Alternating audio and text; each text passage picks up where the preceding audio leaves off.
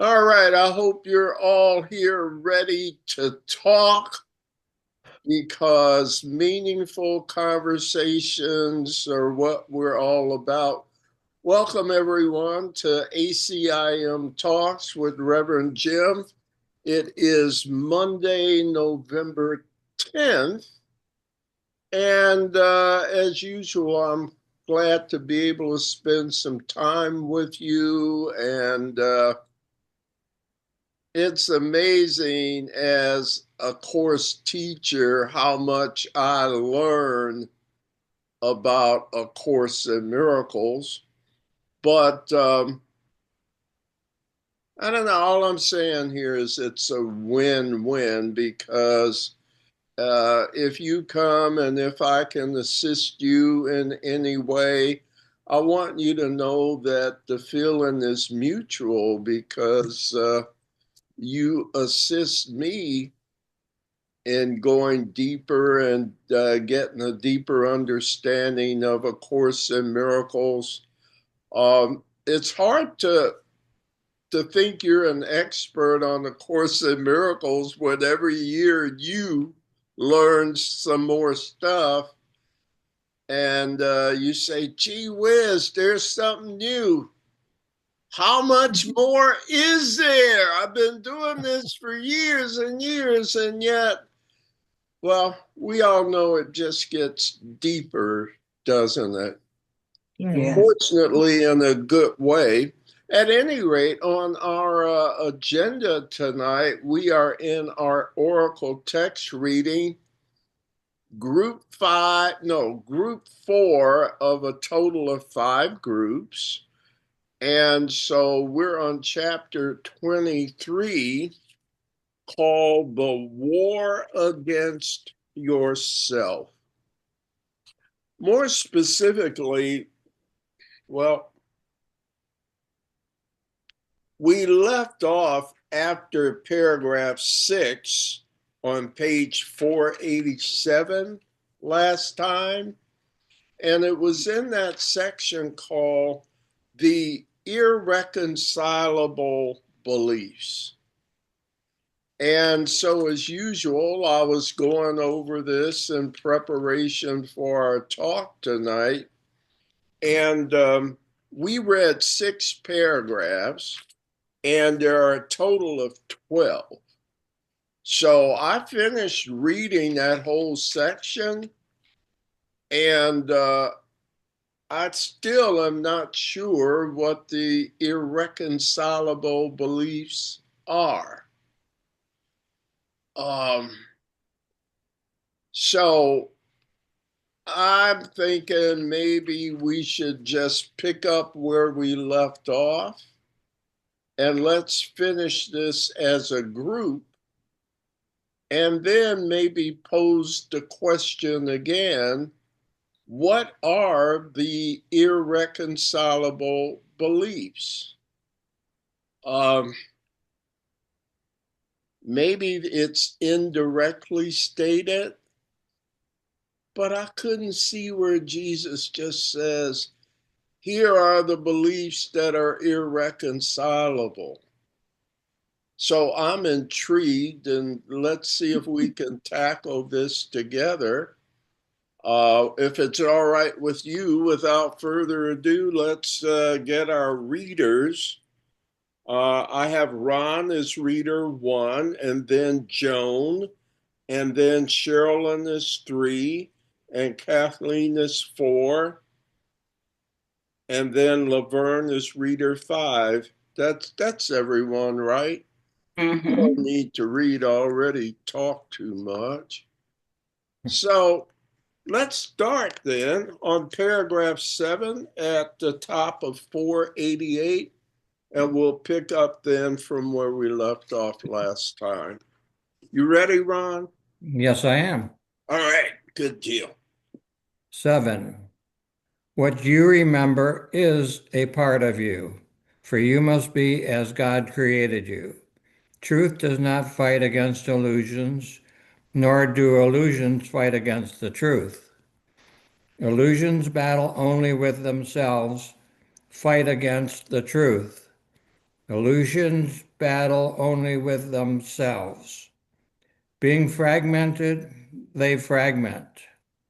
But truth is invisible, indivisible, and far beyond their little reach. You will remember what you know when you have learned you cannot be in conflict. One illusion about yourself can battle with another, yet the war of two illusions is a state where nothing happens. There is no victor and there is no victory, and truth stands radiant, apart from conflict, untouched, and quiet in the peace of God.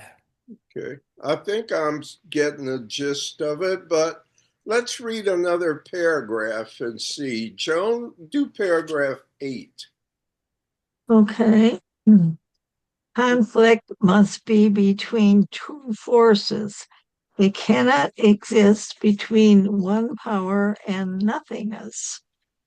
There is nothing you could attack that is not part of you. And by attacking it, you make two illusions of yourself in conflict with each other. And this occurs whenever you look on anything that God created with anything but love. Conflict is fearful, for it is the birth of fear. Yet what is born of nothing cannot win reality through battle. Why would you fill your world with conflicts with yourself? Let all this madness be undone for you, and turn in peace to the remembrance of God still shining in your quiet mind. Okay. In our usual way, what are your comments? What's Jesus talking about here? Anything interesting being said that maybe you never thought about or are going, oh, yeah, that's right? I had Insight. Yes. Was it? I had when I read this before in paragraph 7, sentence 4, I had that underlined. Illusions battle only with themselves. Yeah. Which makes so much more sense now. Yeah.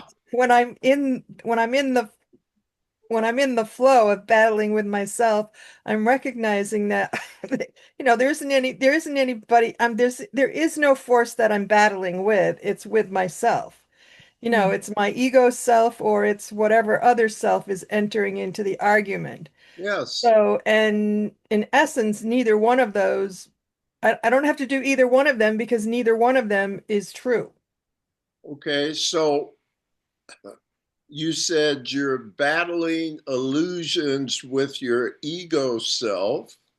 Yeah, or whatever, which is in itself yeah, an illusion. Yep. Yep. So you're battling with two illusions. One you think is you, and the other is the opposer to you. Yep. Remember that section? Didn't we cover it? Or maybe it's coming up, called Above the Battleground in the course. It's coming up. Yeah, and so I think we're starting to see that these are distractions that may be purposely being put up in the ego's effort to protect itself. Exactly. Okay, good. You said exactly. Is that making sense to anybody else? It's a fake. It's a substitute. It's a deception. All right, good deal. Thank you, Kathleen, for that. Any other comments on paragraph 1? Only that you cannot reconcile illusions. Exactly. What do you mean by that? Well, just what Kathleen was talking about, two illusions trying to reconcile each other. You Yes. can't. And here's a statement. It says in sentence 8, one illusion about yourself can battle with another. What's another? Another Another illusion. Right. Okay. Yet the war of two illusions is a state where nothing happens.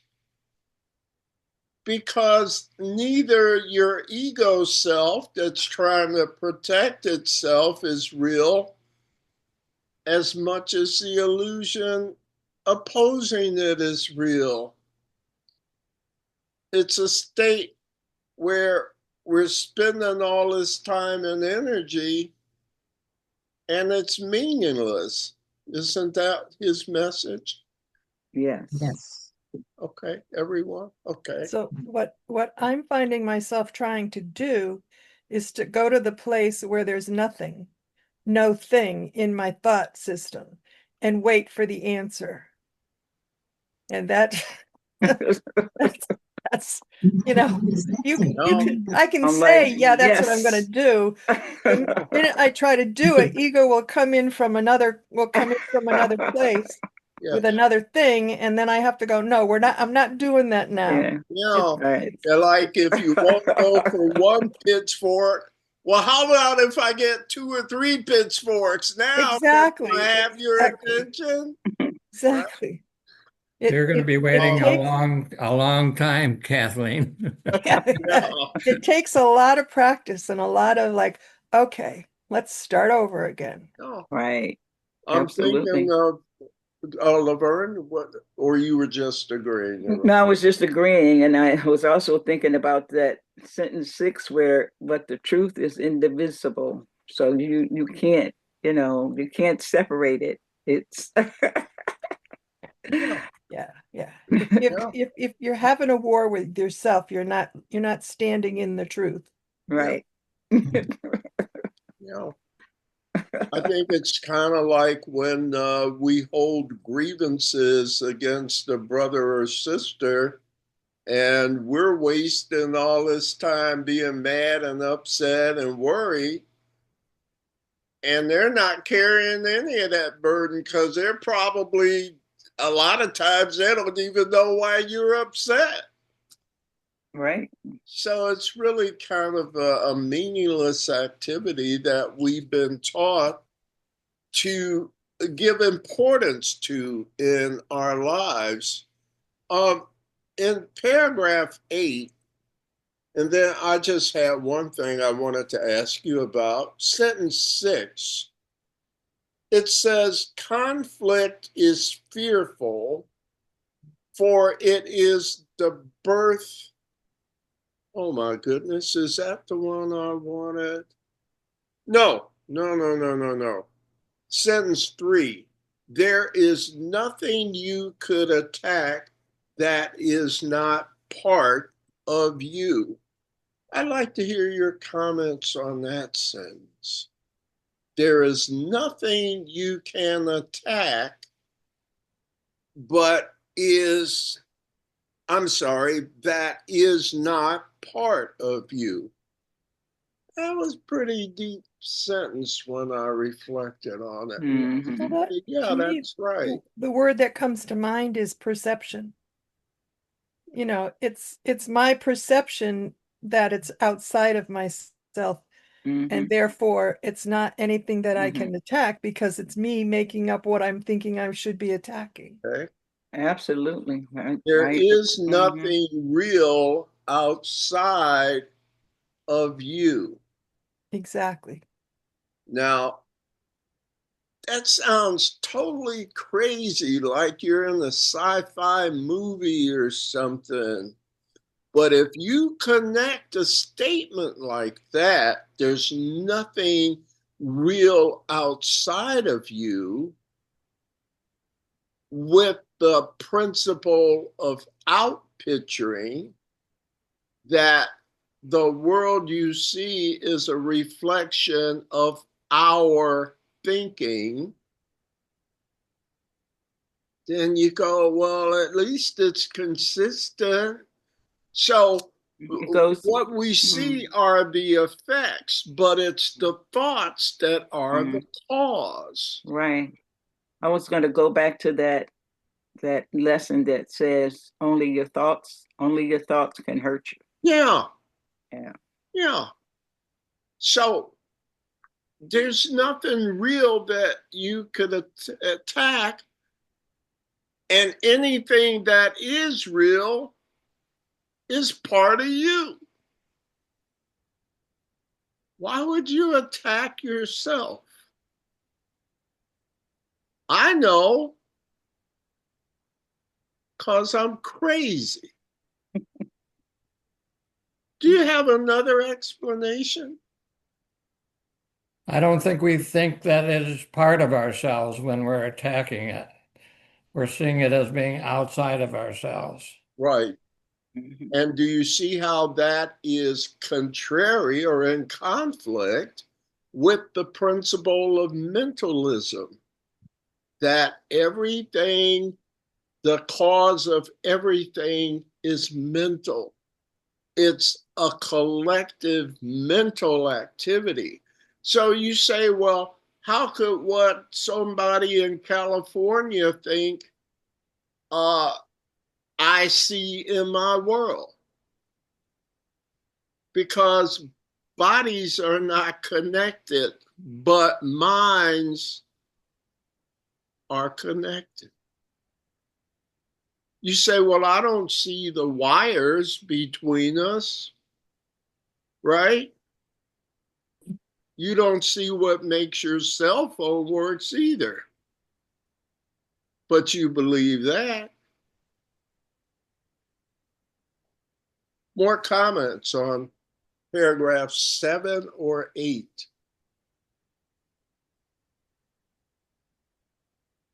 Okay, we can just keep reading. We got more to go. We're up to Cheryl and White for paragraph 9.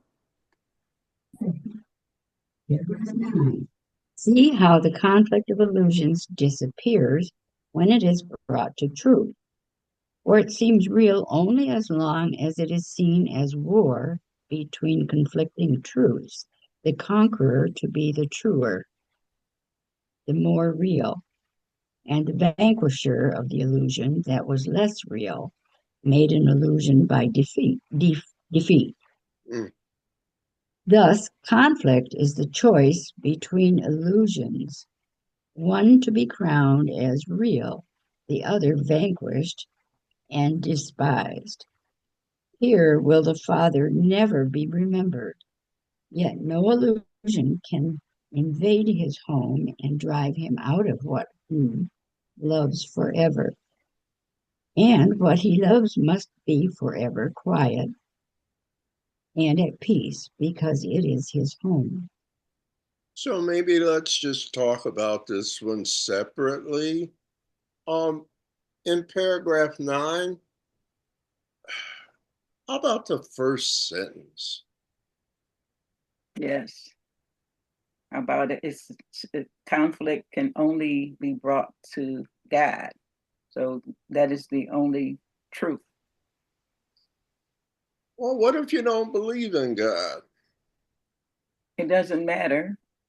Okay, it because doesn't matter. I mean, there's a universal law, and that is true. It's true whether you're an atheist or a Baptist, a Buddhist, or whatever. There's that universal law that is true. all You know, right. So that's that's right. unchanging and permanent. Okay. I So only say that because I'm trying to get you another Hermetic principle that you may have heard: as above, so below. mhm. So, what is true in the spiritual realm, I just want you to also see it in the secular realm, okay? In the practical, everyday realm. So, if that's true, that the conflict of illusions disappear when it is brought to truth, What happens if you would get to know your brother or sister? You know, the one they talk about on the news that is your enemy? Well, what if you brought us together instead of keeping us separate? Would we still be enemies? Maybe not. Do you see what I mean? Joining promotes unity, promotes mutual understanding. Do you see? I just want you to see that principle is not only spiritual, Laverne, not to take away from what you're saying, but just leave God out of it. You can see that's true here in everyday life. We always talk to, even the politicians say, we have to work together and we have to get beyond our conflicts and our differences. Isn't that the same principle as in sentence one? Yeah, except for they don't know what real truth. Well, I see truth as I'm doing the not necessarily the word God, but as love and happiness and peace and joy. And they don't seem to kind of understand that, I think. Well, what if the truth is it's a dog eat dog world? You don't have a lock on truth, do you, Laverne? No, I don't. I should have said, in my opinion. All right. So Mhm. if it's a dog eat dog world, and if it's a loving God world, separately they can appear to stand, right? Mhm. But if we had the courage and objectivity to say, listen, both of these cannot be true. If you would bring them together, the stark opposition that they cancel, they both can't be true, will make you make a decision that only one can be true. But you have to be willing to just be honest and take an objective look. Does this one make sense? Or does that one make sense? When I only knew about one, it seemed chaotic, but I thought, what am I going to do? I got to try and make sense out of it. Well, it's how do you feel? If you feel all bent out of shape and nervous and angry and upset, Then, then I'm thinking that's not true. and more, even more, I'm hoping the hell it's not true, right? Right? But there's just as much evidence for this other one. It's just that I really never knew that there were two. Now I have a choice. And I have to have the courage to pick one, because they both cannot be true. They say completely opposite things. Now, I'm not talking church here, with no disrespect, but does that make sense to you? They both can't be true. They say entirely different things. Yes or no? Yes. Yes, yes. You say, well, the solution is to do them both. You can't do, you can't serve two masters. How many times have we discussed that? Any other comments on that paragraph 9? All right, Jesus is making the case for it again. Sherilyn, you read or Yes, I did. Yeah. I And read so, 9. yes, Kathleen, we're at 10. I'm gonna pass because I'm like in a sneezing fit right now. All right. I don't. No problem. Thanks. We're up to Laverne for paragraph 10. Okay. You are beloved of him. You who are beloved of him are no illusion, being as true and holy as himself. The stillness of your certainty of him and of yourself is home to both of you, who dwell as one and not apart. Open the door of his most holy home, and let forgiveness sweep away all trace of the belief and sin that keeps God's homeless and his son with him. You are not a stranger in the house of God. Welcome your brother to the home where God has set him in serenity and peace and dwells with him. Illusions have no place where love abides, protecting you from everything that is not true. You dwell in peace as limited as its creator, and everything is given those who would remember him. Oh God, I'm sorry. That's all right. Trying to cut it off. We're trying to cut it off and it won't cut off. Okay. You got one more sentence. I got one more sentence. Okay. All right. Over his home, the Holy Spirit watches, sure that its peace can never be disturbed. Cut this off. Let's do comments on 10. Give Laverne a chance to get Cut off my phone. I'm trying real hard. adjusted here. You who are beloved of him are no illusion, being as true and holy as himself. What does holy mean? Turn off.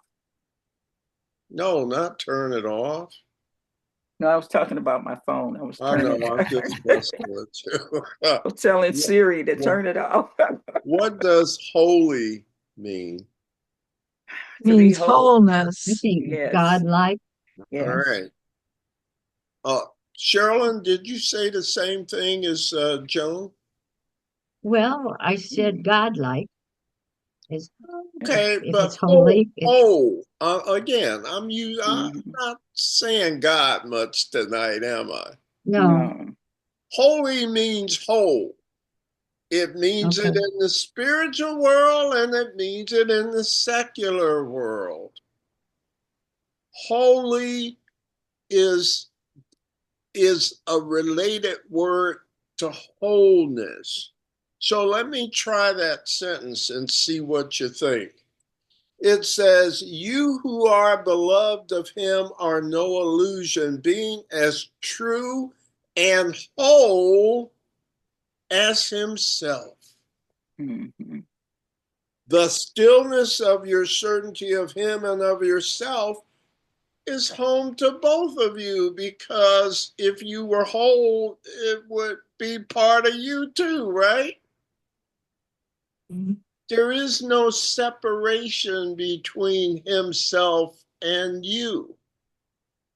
That is what produces wholeness.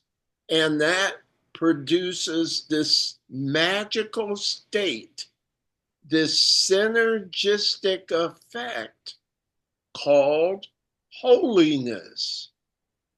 Holiness is where the sum is exponentially beyond the total of its individual parts. It's kind of like that creation that comes together in the symphony orchestra when they all play together. That sound is exponentially more incredible than any of the individual instruments can make. do you agree? Yes. Mhm. So what could we do together? It's kind of rhetorical, isn't it? You see. Other comments, things. Oh, I did notice if you'll take a look at sentence 3 in paragraph 10, I do see in that sentence the word belief. It says, open the door of his most holy home and let forgiveness sweep away all trace of the belief in sin that keeps God homeless and his son with him. I only mention that this section is called the irreconcilable beliefs. So at least I saw the word belief, right? I'm not sure if that's where the irreconcilable statement is. Anything else you're seeing in this paragraph?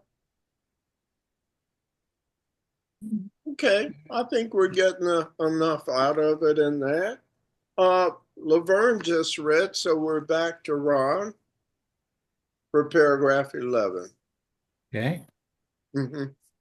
How can the resting place of God turn on itself and seek to overcome the one who dwells there? And think what happens when the house of God perceives itself divided.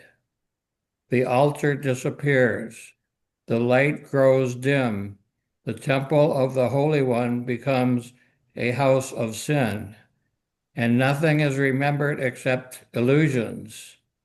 Illusions can conflict because their forms are different, and they do battle only to establish which form is true. Ron, why don't you just finish? Do 12 also. Illusion meets illusion, truth itself. The meeting of illusions leads to war. Peace, looking on itself, extends itself. War is the condition in which fear is born and grows and seeks to dominate. Peace is the state where love abides and seeks to share itself. Conflict and peace are opposites.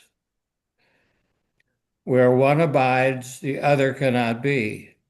Where either goes, the other disappears. So is the memory of God obscured in minds that have become illusions' battlefield. Yet far beyond this senseless war it shines, ready to be remembered when you side with peace. Thank you.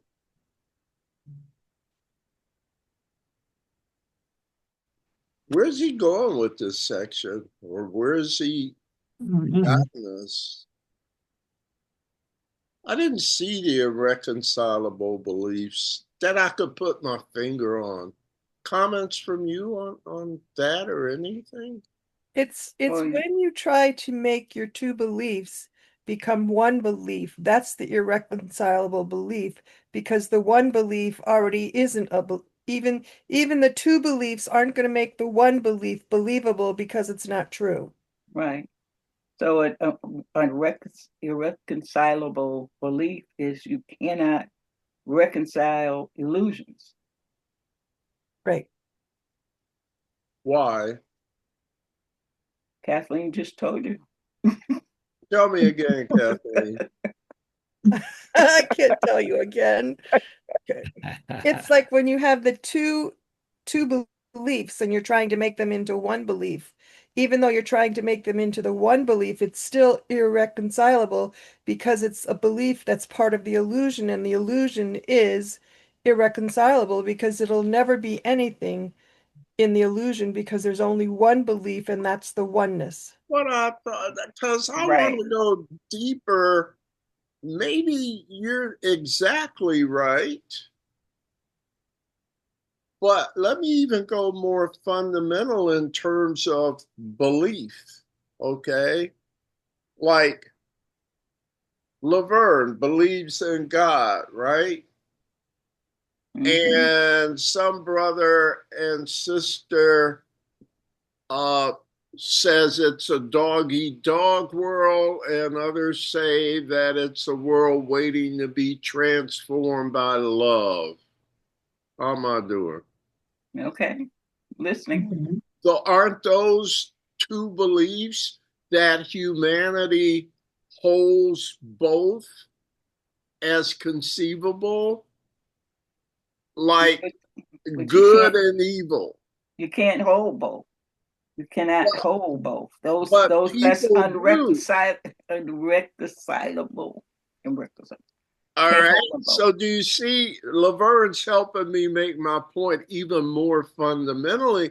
I think what you're saying is true about the meaningless of the victor of any illusion.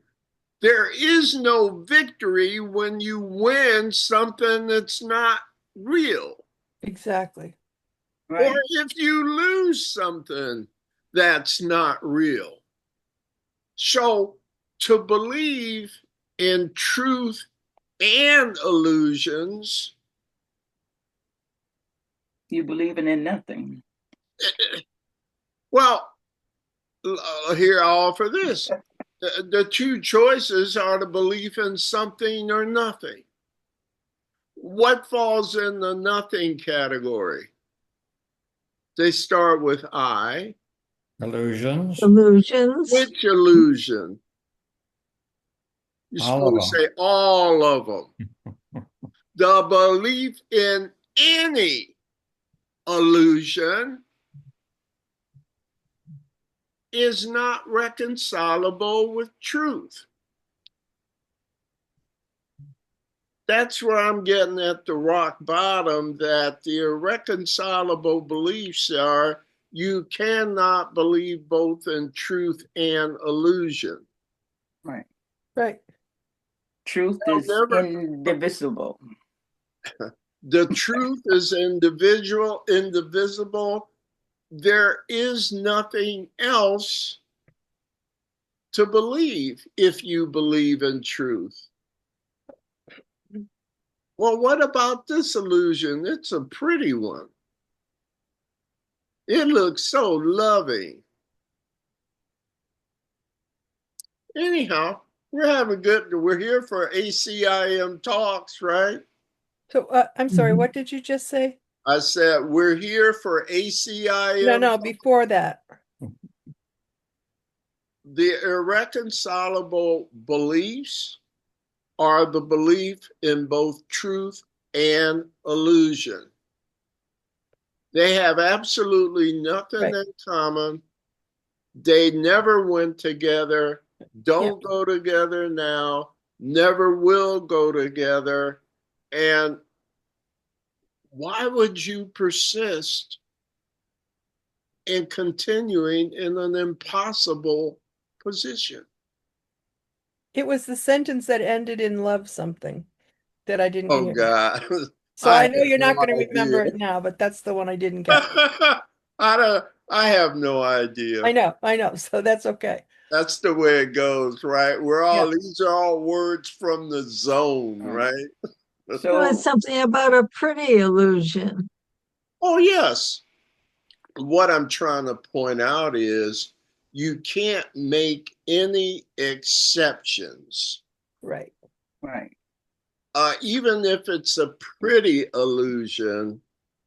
An It's illusion's an an illusion. right. So you can't. It's like non-duality. Right. It's not complicated either, is it? No, but it is. Yeah. What makes it complicated? because because for me it's because you can't reconcile your wholeness. You're either whole or you're not, You right? can't But be partially whole. so sometimes I believe I'm the body, and then sometimes Yes, I believe I'm not the body. getting it. So, so Okay. But okay. And that becomes the practice to stop being a body.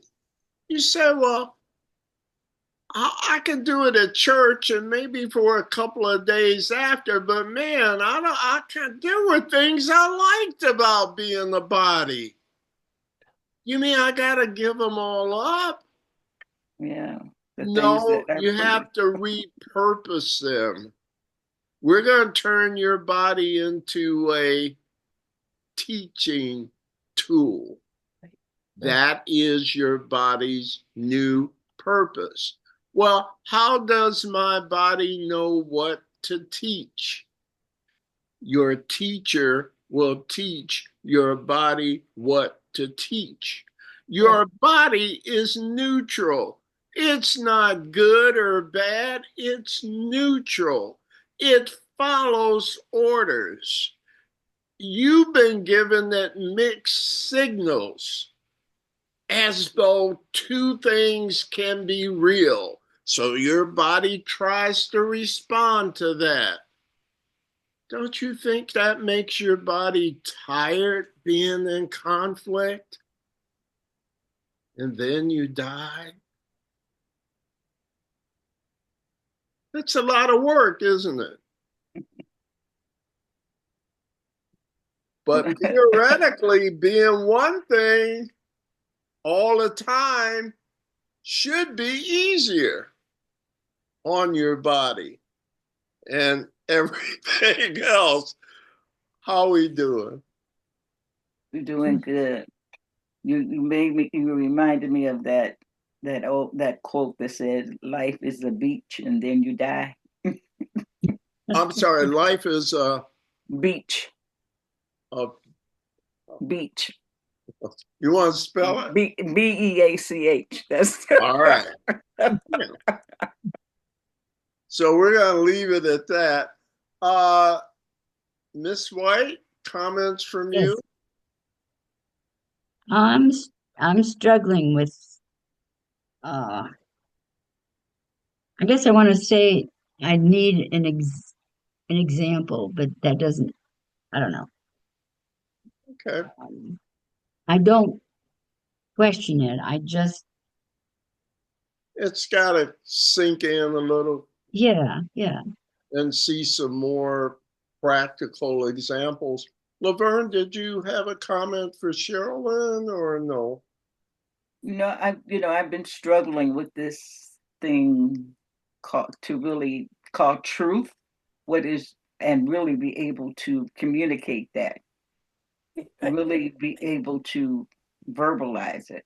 Well, why would It's you only struggle? one truth, Right. and you But can't. Go ahead. but what helps me is when I go, is it a little T or is it a big T? Mhm. When Right. you're in that place, am I trying to figure out what the little truth is, which is part of the illusion, or Mhm. am I or in the space where it's the Okay. big T, the truth of oneness? And you Yeah. can even break that down to level 1 and level 2. And that's a good way. And I also try to, getting back to Jim's point of not using spirituality to break it down, but to Right, understand it universally. right, What is the universal truth? right. Is it, Mhm. 1 + 1 is 2? Is that the universal truth all over everywhere? Is that the real truth? Music, that's universal. Everybody loves it, the vibration. So I'm just trying to again wrap my head around it in terms of not giving it a spiritual explanation, but a Mm-hmm. universal Mm-hmm. explanation. But I like the way that you understand it with the big T and the Yes. little T when we're talking spiritually. Either it's level 1 or level 2, and we know level 1 is the real truth. And I would add, huh, the thing about it is if something is spiritually true, it must also be true in the secular world. Yeah. Exactly. A truth that isn't always true Isn't true. can't be the truth. Right. Exactly. What is above is below, as you just said. That's Right. yes. Right. And so now we are at the word universal. And so then you can understand it from the point that, love is true in number one, and love is Level and level level two. two, right? Mm-hmm. So, And if you could start to see it that way, you yeah, see there's no longer this split between when you're at church service and then you go back to the real world. Both of them have to be the real world. And will love prevail in both? Try it and see. mm-hmm.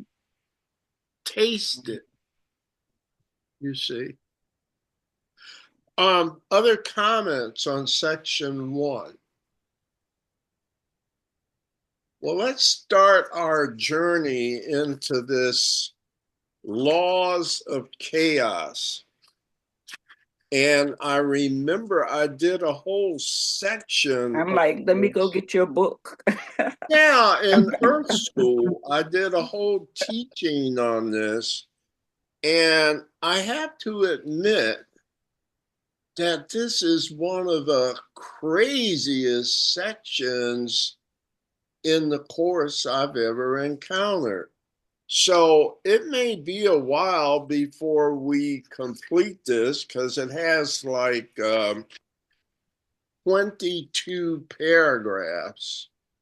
But let's get started. I think you'll find it interesting and insightful, and one of those where you go, I never thought of that before. That's right. So if you're willing, Joan is our first reader on the laws of chaos. Okay. The laws of chaos. The laws of chaos can be brought to light, though never understood. Chaotic laws are hardly meaningful and therefore out of reason's sphere. Yet they appear to be an obstacle to reason and to truth. Let us then look upon them calmly, that we may look beyond them, understanding what they are, not what they would maintain. It is essential it be understood what they are for, because it is their purpose to make meaningless and to attack the truth. Here are the laws that rule the world you made, and yet they govern nothing. They need not be broken, merely looked upon and gone beyond. You know, and in paragraph 2, it starts enumerating the laws of chaos. And you see it says the first chaotic law. And near as I can tell, there are 5 of them that Jesus is going to go over during the course of these 22 paragraphs. And so it may not be obvious where he's going first, second, third, but let's just see if we can keep up. The first one is in paragraph 2, okay? We're up to Sherilyn again. Jim, I had to go get your book to see. Oh, yeah, it's a teaching stuff. Thank you. I could use promotion all the I'm gonna compare what you wrote. time. All right, see how it stands up. Yeah, By the you way, piqued my interest. I'm going to go get my book and Right. Wednesday night Okay. at ACIM Music and Meditation, our topic is, are illusions included in all things work together for good? You've heard Yes. that, haven't you? All Yes. things work. Mhm. Yes. Does that include illusions? Yes. Yeah. And that's another teaching. As a matter of fact, Wednesday night, I'll have some excerpts from Earth School to help us with that topic. Was there something else, Laverne, or Kathleen, either of you? No, I'm just, Mm. All right. I'm glad you still got your Earth School yeah. books. All Oh right. yeah, and it's all marked up with comments in the sections and I love it. I love see, it. see, look, there's all kinds of yellow mark. You probably can't see it. Oh, I Yellow can see market some of the yellow highlights. and Yeah, it and wasn't the look, bestseller, but I think it was, I was happy about it. and I got some little Good. comments I put down here. We can't handle the truth. A few good men. We don't know what the truth is. So that was, my little comments on your little sections. Yeah. Yeah. Yeah. Thank you, Laverne. Um, uh, were we at Cheryl and one? Okay. Yes. Yes. Thank you. Yes. Okay. Paragraph 2. The first chaotic law is that the truth is different for everyone. Like all these principles, this one maintains that each is separate and has a different set of thoughts that set him off from others. This principle evolves from the belief there is a hierarchy of illusions. Some are more valuable and therefore true. Each one establishes this for himself and makes it true by his attack on what another values. And this is justified because the values differ and those who hold them seem to be unlike and therefore enemies. Yeah. The truth is different for everyone. The first chaotic law. Have you ever thought about that? mhm, Well, yeah. definitely. Well, what does the world teach you about truth? Comments. I heard something, someone. Well, the world teaches you true is true. It's just figuring out which true is true. And Yeah, everyone thinks their truth is true. But right, the reality of it is, it's only our perception. right. Right. At one time, everybody thought the truth was that the world is round. You mean flat? Flat. I Right. mean flat. I meant flat. Right. And then then also we think that there are some illnesses that are incurable. But is that the truth? Because at one time tuberculosis was incurable. At one time AIDS was incurable. Right. So there is nothing, no disease that's incurable. We just don't know it yet. Yeah. So that's something that is a belief that's not true. That So so nothing, yeah, so everything we call new is not new. There's nothing new under the sun. Have you ever heard that expression? mm-hmm, Yes. It is a realization, not a creation. It was always true that we could cure that disease. We just didn't know it. It was right, always true that the earth was round. We were mistaken. We sinned. We missed the mark about that. And the reality of it is, the world is only round until someone proves us different.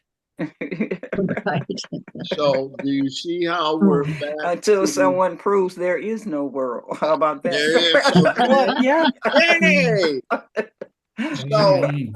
what would it be prudent for me to admit that I know nothing? Right, exactly. right, But if I can maintain an open mind, whatever is true will reveal itself of itself. The truth needs no help in being itself.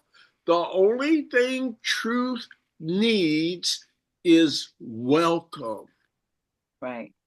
And it makes me think about the Fillmores who were able to cure themselves. And at the Yes, time that Myrtle Fillmore had tuberculosis, yes. people were dying from tuberculosis and there was no cure, they thought. But So she did say, go ahead. You're right. I was going to say so, but they were able to cure themselves, which is the truth. We just, as you said, we just don't know it. We haven't You know, we haven't connected to that. I'm going to say I haven't connected to that higher power yet to right. understand, that there is no incurable disease. And again, on a practical level, even, we are so distracted fighting these illusions that we haven't had the time to spend on getting to know ourselves, our true selves, our spiritual selves, our spiritual capabilities, because we devote all of our resources to maintaining and battling and conflict. If we would all just be peaceful for a little while and invest in understanding that about ourselves. In the manual for teachers, there's a section, it's a Q&A, 29 questions or something. And one of those says, are psychic powers desirable? Do any of you remember that section in the manual? I Are remember. psychic powers, it's around 25, question 25.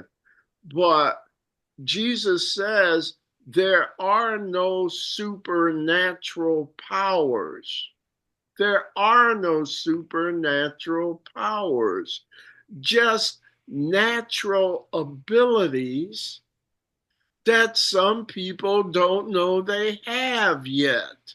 Right. Exactly. So, what is our friggin' potential? Unlimited. Yeah, it's limitless. Maybe we could have solved every problem, or will, if we would stop getting caught up in the deception called the fight of illusions. So, wouldn't it be wonderful if this is true?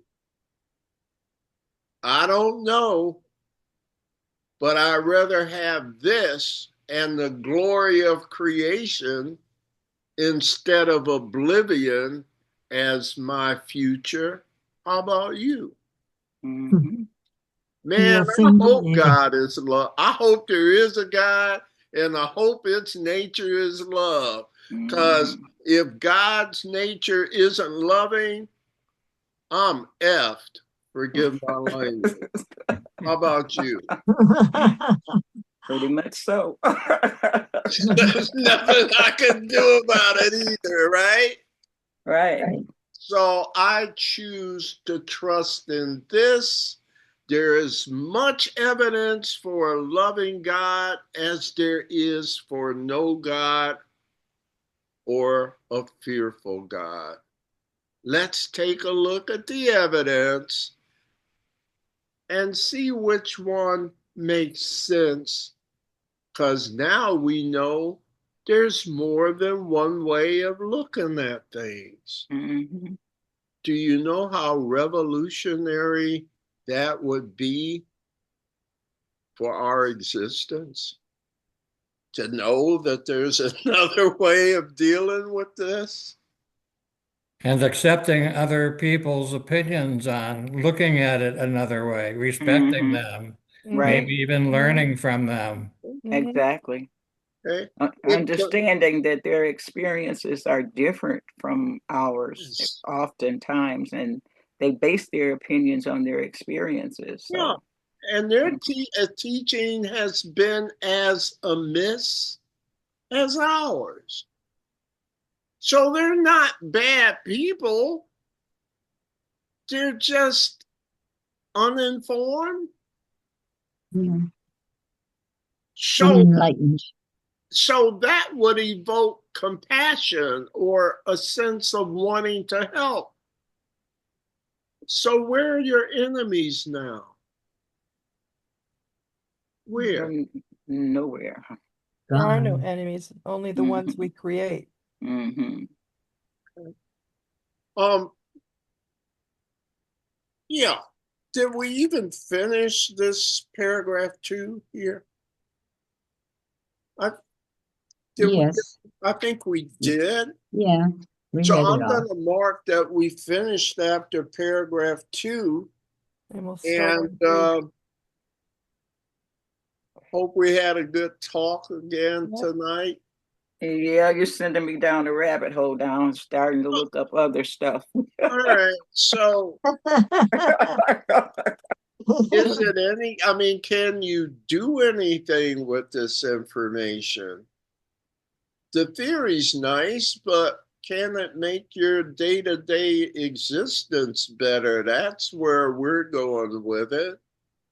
Oh, Practical application, right? right. Mm. And well, I cannot reconcile, my words and my beliefs. They got to match. Everything got to match. So, Otherwise, it wouldn't be non-dual, would it? right, It would be duality. right. I So think that's what sorry, go ahead. No, I was just going to say this. He's sending me down this rabbit hole while I'm like, okay, what's this and what? Go ahead. I think where this helps is where all of this helps is I start recognizing when I am going down the rabbit hole. Uh-huh. And I can say, oh, wait a minute. Yeah. Oh, wait a minute. I don't have to think that way anymore. Mm-hmm. And I don't want to, we're going to do our family discussion period for a few minutes, but please keep this in mind. When you're struggling, that's a sign it's not going to work for you. Exactly. Mm-hmm. Because struggling is an illusion. Yes? Mm-hmm.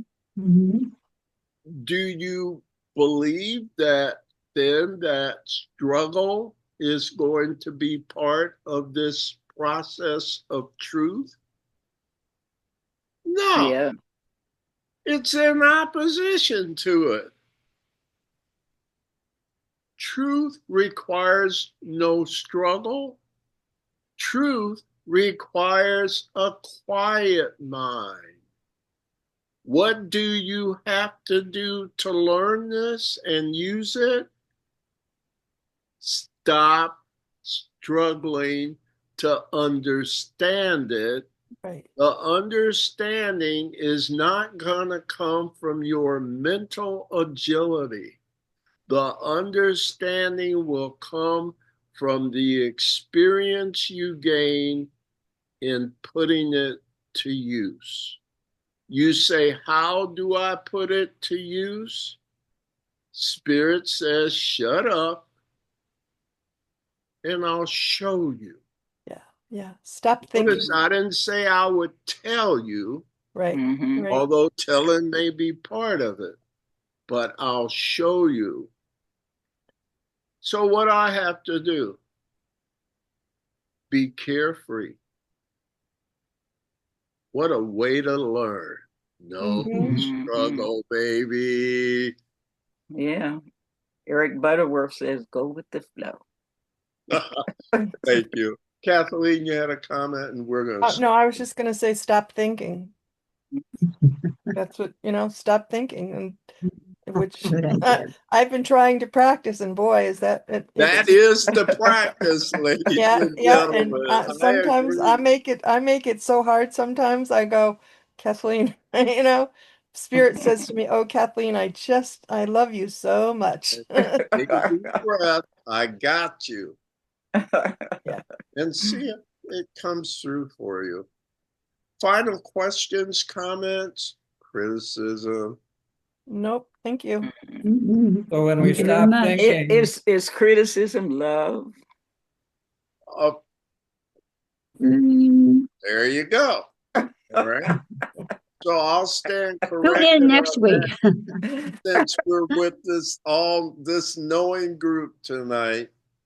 Thank you for your time and for being here. And So when we stop thinking, it means we're getting out of our own way. I just wanted to throw that in.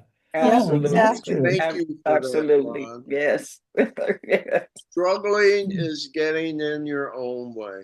Mm. And that is so counterintuitive to us, isn't it? Mm-hmm. See if it works for you.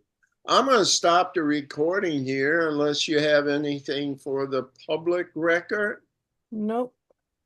All right, dudes, I'm stopping the recording. I just have a couple of questions here for our family discussion.